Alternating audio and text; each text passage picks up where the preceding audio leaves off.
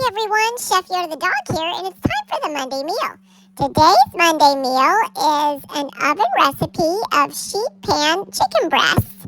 It's really simple and really easy, and is a great way to cook up a lot of chicken when you need to, and it's all seasoned and it tastes great. So it was a real easy recipe, and my mom highly recommends it. So please watch the video so you can see how to do it for yourself. And of course, my mom will link the recipe in the description box below. I've missed you all. I hope you enjoyed my mom's destination videos over the summer. And now we're getting back to the Monday meal. So enjoy.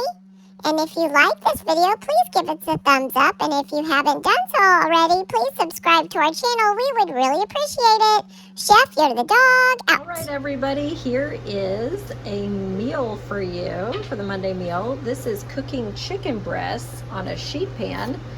I've got it on parchment paper. And then you can use them, shred them when they're done and use them for whatever you want. So I'm going to use mine for pasta, but you can use them for whatever. I just use the blend to season. We got our oven at 400. Season with the blend and some olive oil.